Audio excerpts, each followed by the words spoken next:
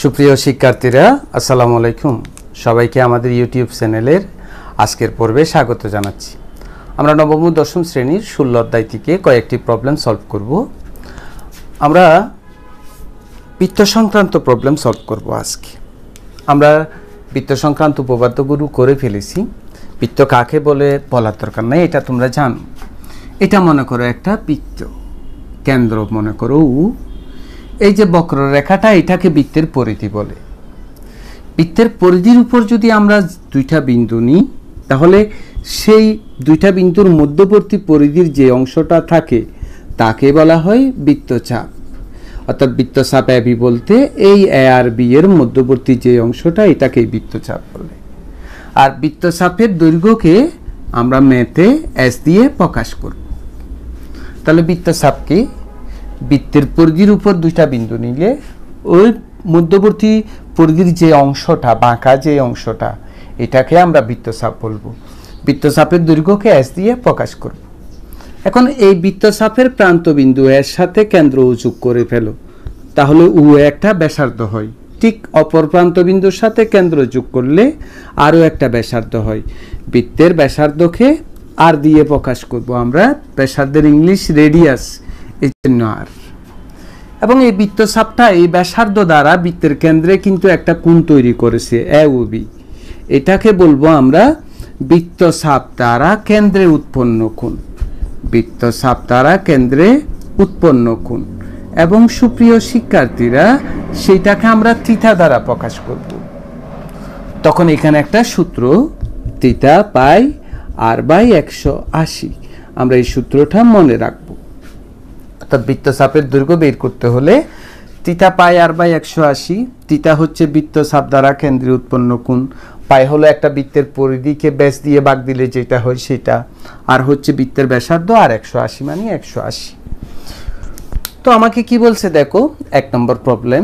একটা বৃত্তচাপ কেন্দ্রে 30 ডিগ্রি কোণ উৎপন্ন করে। এই মনে করো এটা একটা বৃত্ত, এর কেন্দ্র মনে করো উ, এবি মনে করো একটা চাপ। এই বৃত্তচাপ কেন্দ্রে কত ডিগ্রি কোণ উৎপন্ন করছে বলছে? 30 ডিগ্রি কোণ উৎপন্ন করে। বৃত্তের ব্যাস, ব্যাস মানে কিন্তু পরিধি দিয়ে যায়, কেন্দ্র দিয়ে যায় বৃত্তের পরিধির দুইটা বিন্দুর যোগফল। অর্থাৎ ওকে তুমি বাড়াও, এটা বৃত্তের পরিধিকে যদি ডি বিন্দু পর্যন্ত সেট করে, তাহলে এটি হলো বৃত্তের ব্যাস। বৃত্তের ব্যাস বলছে 126 সেন্টিমিটার। চাপের দৈর্ঘ্য এবি কত, এই এসটা কত সেটাই তোমাকে বের করতে বলছে। আমরা বৃত্ত সংক্রান্ত আরো কয়েকটা কথা একটু শুনে নিই। একটা বৃত্তের ব্যাসার্ধ যদি আর হয়, বৃত্তের ব্যাসার্ধ যদি আর হয়, তাহলে এর ব্যাস, ব্যাসকে ডি দিয়ে প্রকাশ করে। ব্যাস হবে 2r, আর আর সমান হবে ডি বাই 2। এটাও মনে রাখতে হবে। আর বৃত্তের পরিধি হচ্ছে 2 পাই আর। 2 পাই আর, এই যে বক্ররেখা পুরাটার দৈর্ঘ্যকে পরিধি বলবো, এটা 2 পাই আর। আবার বৃত্তের ক্ষেত্রফল সমান হচ্ছে পাই আর স্কয়ার। এই ব্যাপারগুলো আমাদেরকে মনে রাখতে হবে বৃত্তের ক্ষেত্রে। পরিধি 2 পাই আর, ক্ষেত্রফল পাই আর স্কয়ার। তো এখন আমাকে বৃত্তচাপের দৈর্ঘ্য বের করতে হলে তো এই সূত্রটা প্রয়োগ করতে হবে। এই সূত্রটা প্রয়োগ করতে হলে আমাদের কার মান লাগবে? থিটার মান লাগবে, আমাদের আর এর মান লাগবে। থিটার মান কিন্তু দেওয়াই আছে, আর দেওয়া নাই, ডি দেওয়া আছে। তো ডি থেকে আমরা চাইলে কি বের করতে পারি? আর বের করতে পারি। আমরা লিখি এখানে, এখানে বৃত্তচাপ দ্বারা কেন্দ্রে উৎপন্ন কোণ, কেন্দ্রে উৎপন্ন কোণ, ডিয়ার স্টুডেন্ট, এটাকে থিটা দিয়ে প্রকাশ করব। সেটা কত ডিগ্রি? 30 ডিগ্রি। বৃত্তের ব্যাস, ব্যাসকে আমরা ডি দিয়ে প্রকাশ করব। বৃত্তের ব্যাস ডি ইকুয়াল টু 126 সেন্টিমিটার। তো আমাদের তো সূত্র, বৃত্তচাপের দৈর্ঘ্য বের করব, ব্যাসার্ধ দরকার। তাহলে এখান থেকে আমরা বৃত্তটির ব্যাসার্ধ বের করে ফেলি। তাহলে বৃত্তটির ব্যাসার্ধ আর ইকুয়াল টু হবে 126কে 2 দিয়ে ভাগ দিতে হবে, 63 সেন্টিমিটার। আমাকে বের করতে হবে বৃত্তচাপের দৈর্ঘ্য এস ইকুয়াল টু হোয়াট, সেটা বের করতে হবে। তো আমরা জাস্ট পাশের সূত্রটা লিখে দিব। আমরা জানি S equal to theta pi R by 180। আমরা মানটা বসাই। সুতরাং s ইকুয়াল টু থিটা হচ্ছে কত 30, পাইয়ের মান 3.1416, আর এর মান হচ্ছে কত 63, 180। কাটাকাটি করলে 6, 3 দিয়ে কাটো, 3 দুগুণা 6, 3 দুগুণা 6, 3 ওকে 3। তো 3.1416 কে গুণ দিব 21 দ্বারা এবং সেই গুণফলকে ভাগ করব 2 দ্বারা, হয় 32.99 সেন্টিমিটার প্রায়। অর্থাৎ বৃত্ত চাপের দৈর্ঘ্য, শিক্ষার্থীগুলো, বৃত্ত চাপের দৈর্ঘ্য হচ্ছে 32.99 সেন্টিমিটার প্রায়। এটাই হচ্ছে এই প্রবলেমের আনসার। শিক্ষার্থীরা এখন করব আমরা 2 নম্বর।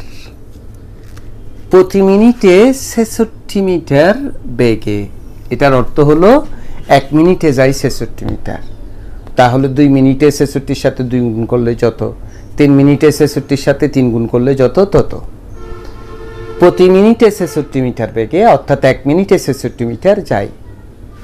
বেগে 1.5 মিনিটে, অর্থাৎ টোটাল টাইম 1.5 মিনিটে একটি ঘোড়া একটি মাঠ ঘুরে এলো।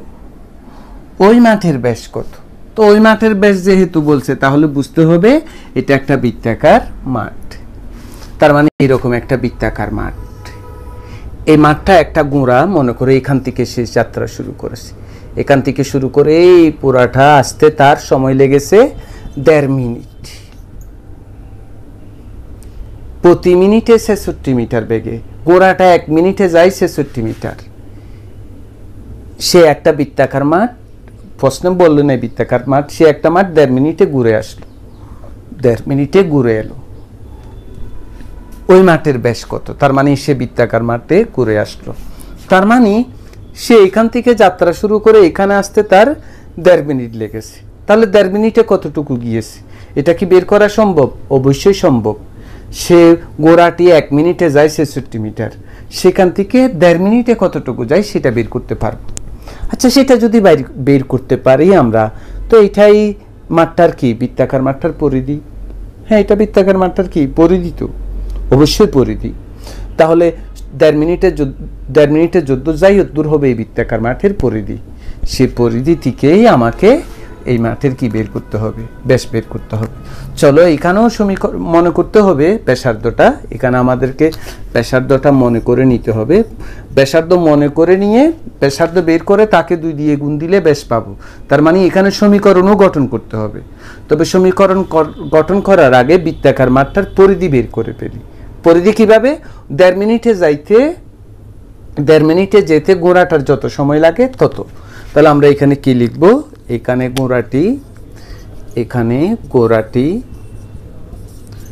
ঘোড়াটি 1 মিনিটে যায়,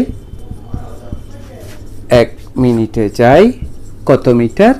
66 মিটার। তাহলে ঘোড়াটি 1.5 মিনিটে যায় আরো বেশি, 66 গুণ 3/2 মিটার, কাটি 99 মিটার। তাহলে ওই যে প্রতি মিনিটে 66 মিটার বেগে 1.5 মিনিটে বৃত্তাকার মাঠটা ঘুরে আসলো। সুতরাং বৃত্তাকার মাঠটির পরিধি,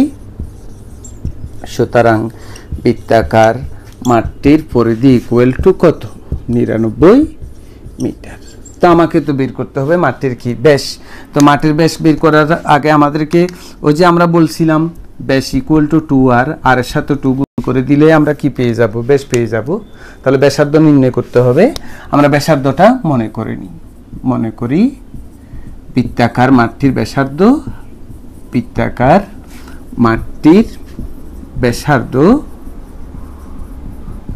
r মিটার। তো বৃত্তাকার মাঠটির ব্যাসার্ধ r মিটার। তো তুমি তো সমীকরণ গঠন করতে চাও, তাহলে সমীকরণ গঠন করতে চাইলে এই ব্যাপারটা দিয়ে তোমাকে একটা রাশি পেতে হবে, অর্থাৎ বৃত্তাকার মাঠটার পরিধি তোমাকে সূত্রের সাহায্যে বের করতে হবে। তাহলে সূত্রের সাহায্যে আমরা বৃত্তাকার মাঠটির পরিধি বের করে নিই। বৃত্তাকার মাঠটির পরিধি ইকুয়াল টু 2πr মিটার। কেন এটা? কারণ আমি পরিধির মান জানি, আমাকে সমীকরণ গঠন করতে হবে সেই কারণেই। তাহলে এখন আমরা সমীকরণ গঠন করতে পারবো যে 2πr ইকুয়াল টু 99। তো তুমি চাইলে 2r রেখেই দিতে পারো 99/5, কারণ তুমি 2r সমান কি জানো, ব্যাস জানো। সুতরাং ব্যাস ইকুয়াল টু আমরা 99 কে পাই দিয়ে কি দিই, ভাগ দিই। পাই দিয়ে ভাগ, ক্যালকুলেটরে পাই আছে, পাই দিয়ে ভাগ দিতে পারো 31.51 মিটার প্রায় আর কি। এটাই হলো এই প্রবলেমের আনসার। শিক্ষার্থীরা, এখন আমরা বৃত্তাংশ অথবা বৃত্তকলা সংক্রান্ত কতগুলো সূত্র দেখব। বৃত্তকলা আর বৃত্তাংশ দুটোটাই একই। মনে করো এটা একটা বৃত্ত, কেমন, এটা তার কেন্দ্র, পরিধির উপর একটা বিন্দু এ আর একটা বিন্দু বি। তুমি নিশ্চয়ই বুঝে পেরেছো, বি হচ্ছে বৃত্তচাপ আর কি। এখন তুমি কেন্দ্রের সাথে ও যোগ করো, এটা একটা বৃত্তের ব্যাসার্ধ, ওর সাথে বি যোগ করো, এটাও একটা ব্যাসার্ধ। আমরা ব্যাসার্ধকে কি দিয়ে প্রকাশ করব, আর দ্বারা প্রকাশ করব। এই ব্যাসার্ধ দুইটার মাঝখানে যে পুরা বৃত্তের যে অংশ, এর ক্ষেত্রফলকে থাকে বলছে বৃত্তাংশ অথবা বৃত্তকলা। তাহলে কি বুঝলাম, একটা বৃত্তচাপের প্রান্তবিন্দুতে যে দুইটা ব্যাসার্ধ, সে ব্যাসার্ধ দুইটার মধ্যবর্তী বৃত্তের যে ক্ষেত্রফলটা পুরাটা না, ওই মধ্যবর্তী যে ক্ষেত্রফলটা, সেইটাকে আমরা বৃত্তাংশ অথবা বৃত্তকলা বলবো। অর্থাৎ এইটাই হলো বৃত্তাংশ অথবা বৃত্তকলা।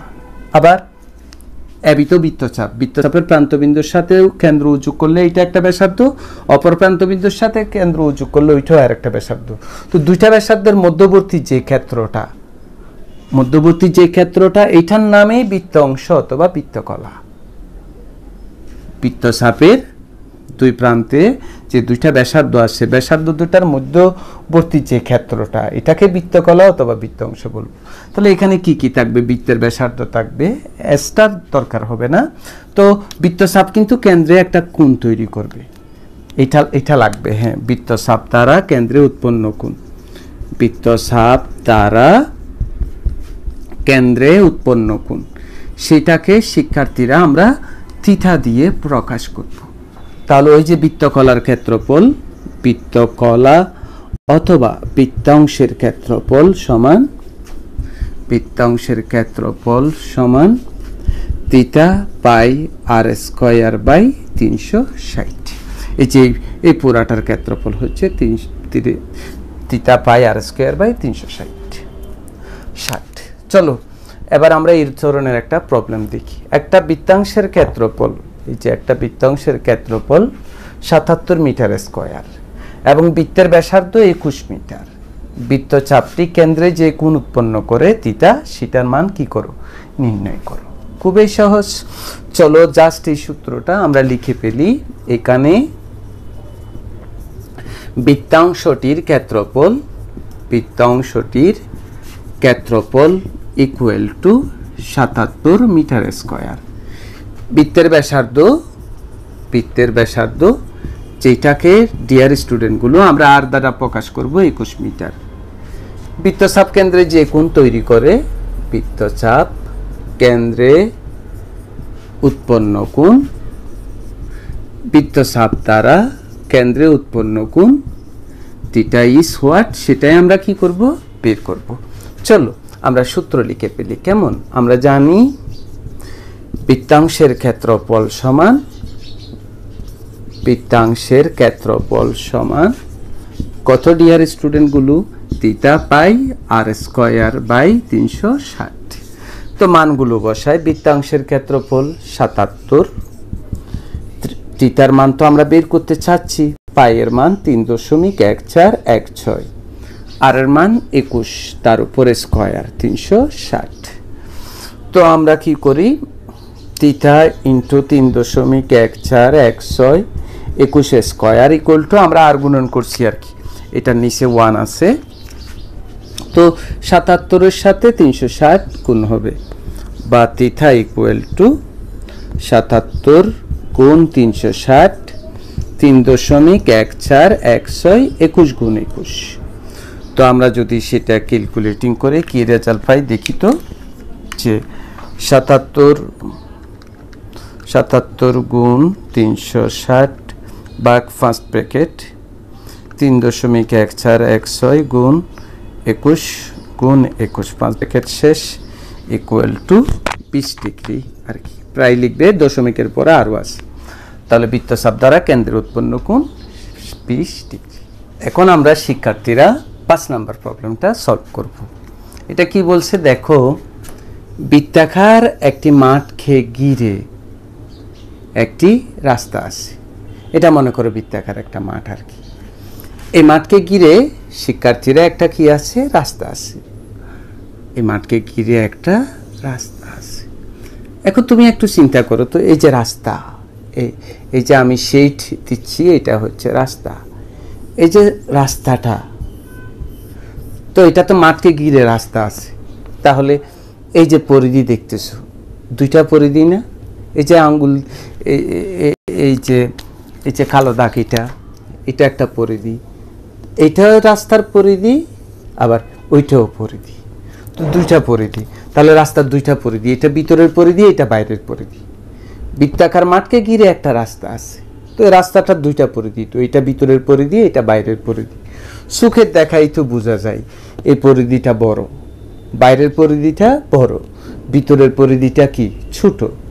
এবং কত বড় ছোট প্রশ্ন বলে দিয়েছে। এই দেখো, রাস্তাটার ভিতরের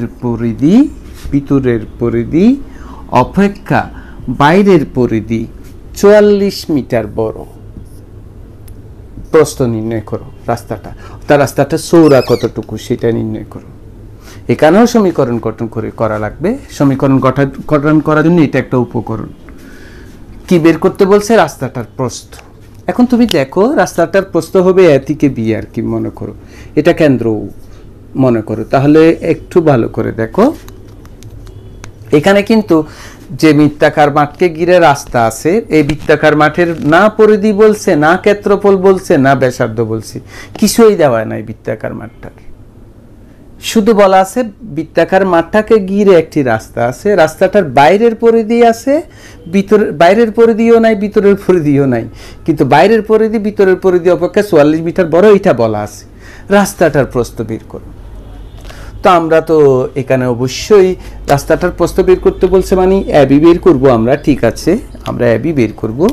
তবে এবি বের করতে আমাকে রাস্তাটার ব্যাসার্ধর একটু দরকার হবে।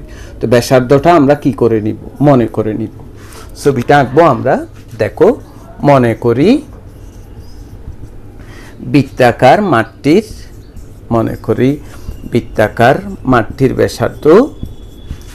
মাঠটির ব্যাসার্ধ আমরা একটু নাম দিয়ে চিহ্নিত করি, অতিকে সমান আর মিটার। এবং রাস্তার প্রস্থ, এটা রাস্তার প্রস্থ আসতে পারে, চৌড়াও আসতে পারে। রাস্তার প্রস্থ এ থেকে বি কত মিটার? X metre. তাহলে রাস্তা সহ বৃত্তাকার মাঠটির ব্যাসার্ধ কত হয় স্টুডেন্টগুলো? দেখো তো, এতটুকু, এইখান থেকে এতটুকু। রাস্তা সহ বৃত্তাকার মাঠটির ব্যাসার্ধ উবি সমান কি? উএ যোগ এবি। উএ হচ্ছে কত? আর এবি হচ্ছে এক্স। এখন আমরা দুইটা কাজ করব। এক, বৃত্তাকার মাঠটার পরিধি বের করে ফেলি। সুতরাং বৃত্তাকার মাঠের পরিধি সূত্র হচ্ছে 2 পাই আর মিটার। রাস্তা সহ বৃত্তাকার মাঠটার পরিধি বের করে ফেলি। সুতরাং রাস্তা সহ বৃত্তাকার মাঠটির পরিধি ইকুয়াল টু, শিক্ষার্থীগুলো এই যে রাস্তা সহ বৃত্তাকার মাঠটির ব্যাসার্ধ আর প্লাস এক্স, তাহলে 2 পাই আর প্লাস এক্স মিটার। এখন আমরা এই দুটোটা নিয়ে একটু ভাবি। বৃত্তাকার মাঠটির পরিধি, তার মানে এটা রাস্তার ভিতরের পরিধি। বৃত্তাকার মাঠ সহ মাঠটির পরিধি, তার মানে এটা রাস্তার বাইরের পরিধি। এই দুটোটাকে আমরা বুঝতে পারছি কিনা? বৃত্তাকার মাঠটির পরিধি মানে রাস্তার ভিতরের পরিধি, রাস্তা সহ বৃত্তাকার মাঠটির পরিধি মানে এটা রাস্তার বাইরের অর্থাৎ বাইরের পরিধি। তাহলে এটা বড় এটা ছোট, কত বড় ছোট? 44 বড় ছোট। তাহলে আমরা এইরকম লিখতে পারি না প্রশ্ন মতে এটা বড় এটা ছোট, 44 মিটার বড়, তাহলে এটা থেকে এটা বিয়োগ দিলে 44 এর সমান হবে 2 পাই r plus x minus 2 pi r equal to 44।